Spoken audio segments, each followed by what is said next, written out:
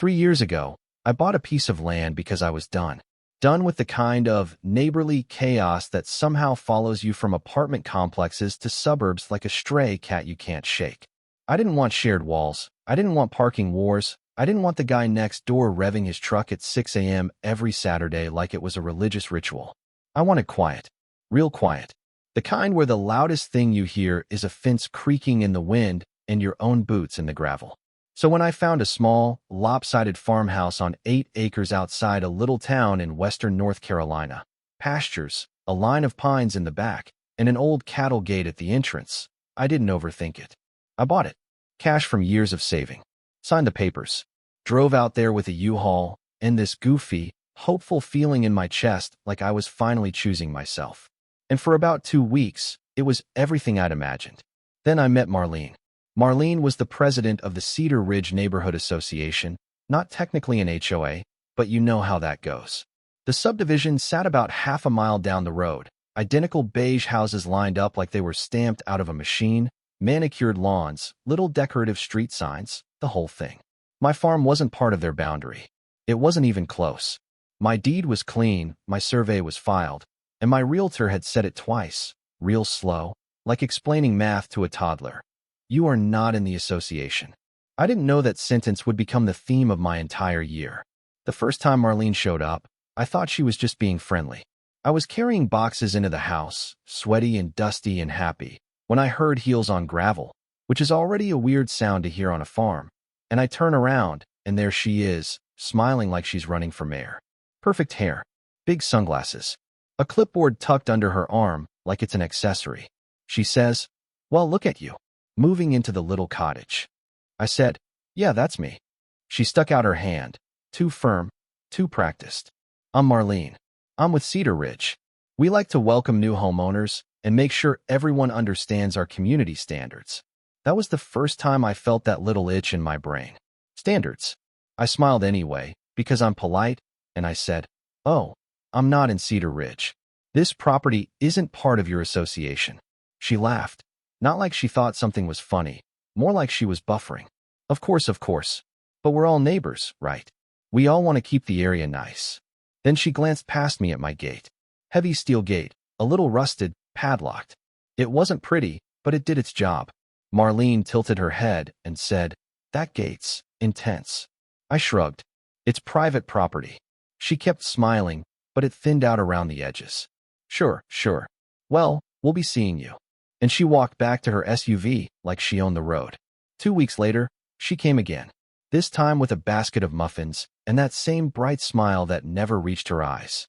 I was repainting the gate, trying to keep the rust from eating it alive, and she planted herself at the entrance like she was waiting for a ribbon-cutting ceremony. "Oh wow," she said, "you're fixing it up. Love that. You know, people in Cedar Ridge have been curious about this place. It's such a pretty stretch of land. We've got folks who like to go on evening walks."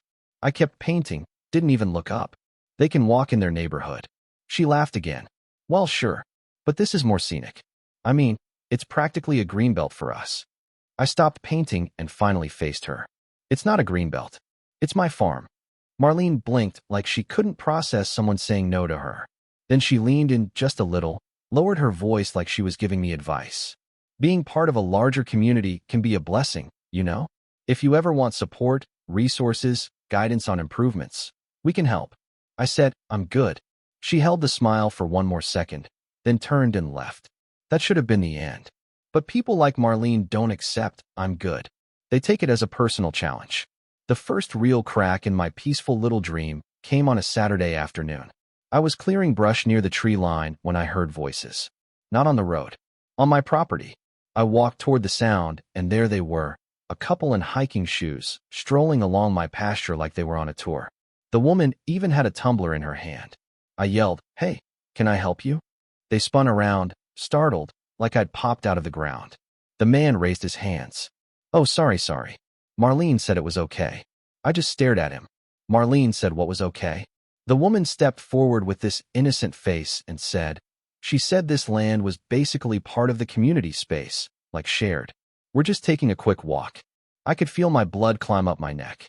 But I stayed calm, because the fastest way to lose power in a situation is to start screaming. I said, slow and flat. This is private property. Marlene has no authority here. You need to leave. Now. They apologized in a rush and backed away like I was holding a gun, then hustled toward the road. I stood there in the grass, listening to their footsteps fade, and all I could think was, what the hell is she telling people? I drove down to Cedar Ridge's little office the next morning. It was one of those clubhouse buildings with a fake stone facade, the kind of place that smells like air freshener and entitlement. Marlene came out to greet me like she'd been waiting. Well, hello, she said syrupy. What can I do for you? I told her exactly what happened.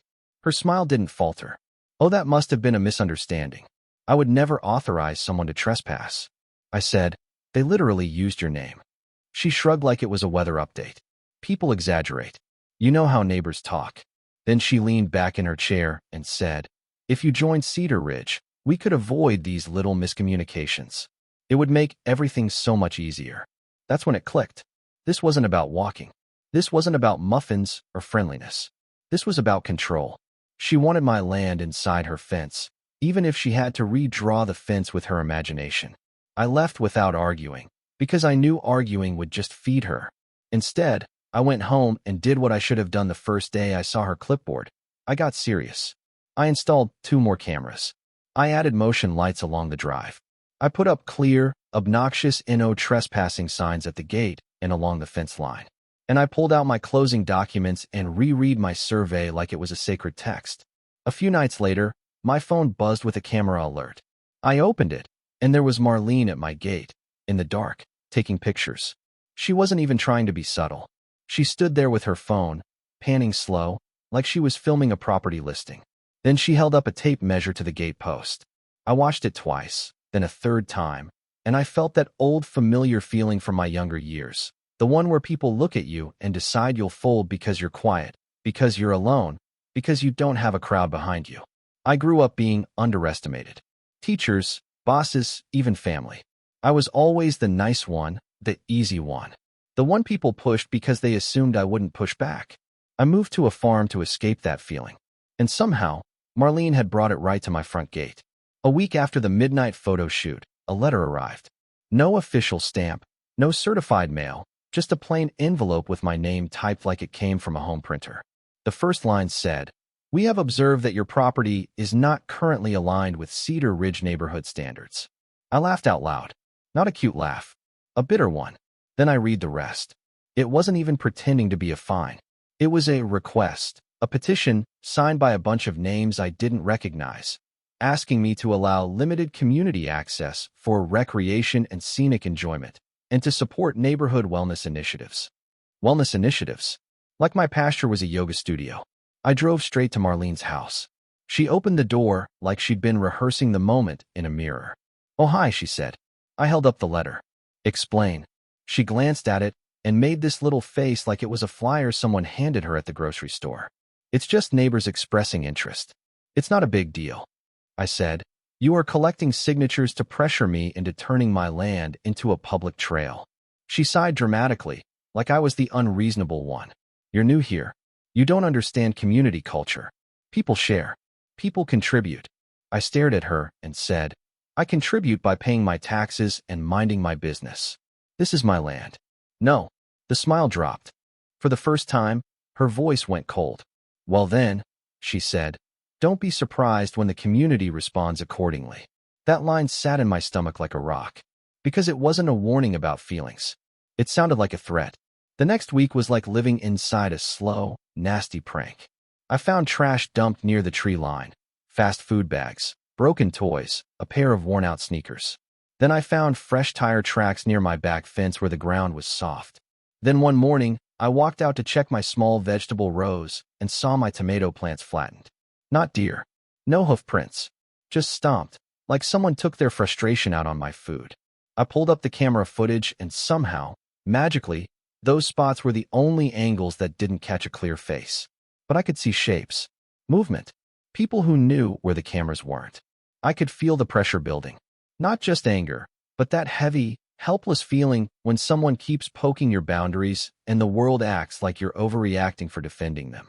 Then came the official letter. This one had letterhead. This one used legal language. It claimed my fence encroached on Cedar Ridge common land and demanded I remove a section immediately to avoid further action.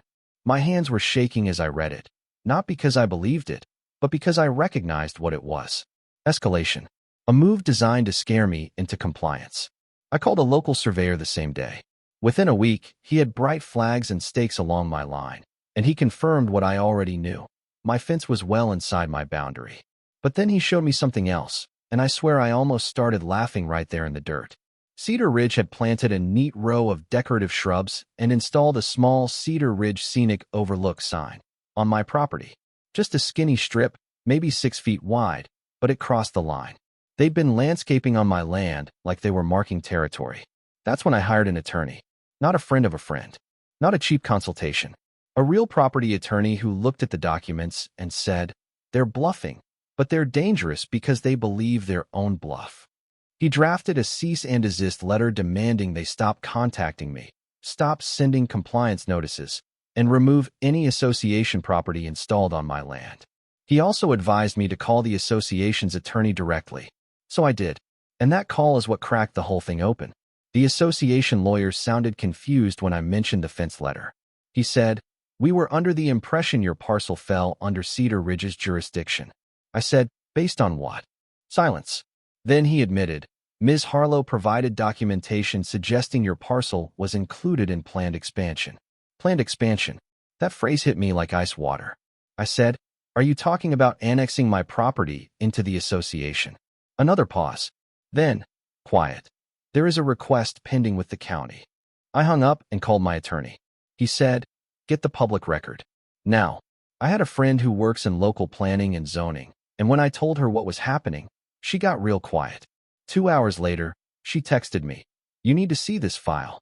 In the file was an application submitted by Marlene Harlow requesting that my property be folded into Cedar Ridge's association boundary under the argument that the land was underutilized, poorly maintained, and negatively impacting neighborhood values. She included photos of my farm, photos taken from inside my gate. She also attached a list of complaints from residents claiming my place was an eyesore, a safety hazard, even an attractive nuisance. None of those residents had ever spoken to me. Some of the names looked like they were copied from the petition. And the county hearing was scheduled for 2 weeks out. 2 weeks. That's how close I was to waking up one day and being told a group of strangers had a say in what I did on my own land. I didn't sleep that night. I sat at my kitchen table, staring at the file, and I realized something. Marlene wasn't just nosy. She was strategic. She assumed I'd keep quiet, handle it privately, and get exhausted. She assumed I'd be ashamed, like maybe I was the problem. That's how bullies win. They make you feel like defending yourself is drama. So I did the opposite. I went loud. I scanned the survey, the property line flags, the annex request, the petition, and the threatening letters. I pulled screenshots from my cameras, Marlene at my gate at night, measuring, photographing, pointing. I wrote a simple timeline, nothing emotional, just facts. Then I posted it in every local community group I could find, tagged county officials, tagged Cedar Ridge's public page, and titled it, "A Neighborhood President is Trying to Take My Farm." The response was immediate and chaotic. People I'd never met messaged me like, "Is this real?" and "I'm so sorry." And she told us it was community land. A few admitted they felt pressured into signing things. One person said Marlene knocked on their door and implied the county already approved it, and they just needed support. Lies stacked on lies. And then the best part, Cedar Ridge's board found out. Turns out, Marlene had been doing a lot of this without their full knowledge, pitching it as handling an uncooperative neighbor.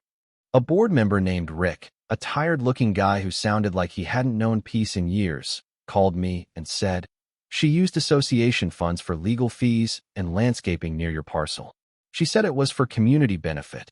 His voice cracked when he added, "I think she's been planning this for a while." The night before the hearing, my cameras caught Marlene again. This time she was at the edge of my drive with bolt cutters, trying to remove my "No trespassing" sign like she was erasing evidence. I called the sheriff. Deputies arrived, watched the footage, and gave her a citation right there. She tried to play it off, saying she was checking boundaries for safety, but the deputy just stared at her like she'd tried to sell him a fake watch. The hearing the next day felt like a movie scene where you don't know if the hero wins until the last second. My attorney and I walked in with a binder so thick it could have been used as a weapon.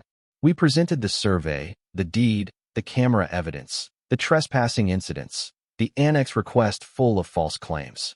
Then neighbors spoke. Not all of them, but enough. People stood up and said Marlene misled them, pressured them, used fear tactics.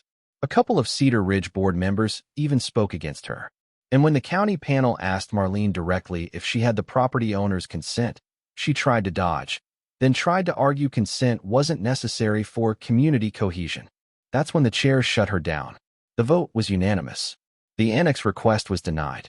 An investigation into misuse of association funds was opened. And Marlene, she didn't storm out like a cartoon villain. She just sat there, blinking, like someone had finally told her the rules apply to her too. Within a month, she resigned from her position. The little shrubs and that scenic overlook sign disappeared from my property like they were never there. The letters stopped. The midnight visits stopped. And for the first time in a long time, I felt that deep, clean kind of relief you only get when you've been holding your breath for months and didn't realize it. Here's the part that still messes with me, though. The story didn't end with everyone applauding and peace forever. Because after all that, I started hearing whispers. People saying I was too harsh. That I ruined a community leader's reputation. That I should have handled it privately. Like the real crime was me refusing to be quietly bullied. And that's what I want to leave you with. How many times do we watch someone overstep, manipulate, pressure, and then when the person being targeted finally fights back, suddenly everyone's worried about politeness. Suddenly everyone wants both sides. So I'm asking you straight. Was I right to go public, to push back hard, to make it impossible for her to spin the story? Or should I have stayed quiet and tried to keep the peace even if it meant losing control of my own land? Drop your take in the comments, and don't hold back. Tell me where you draw the line between being a good neighbor and being a doormat. Tell me if you've ever dealt with a Marlene in your own life. And tell me if you think justice is supposed to be polite. If you want more real stories like this, hit like, subscribe, and turn on notifications. And seriously, comment, because I read them, and I want to know if you think the world rewards boundaries or punishes them.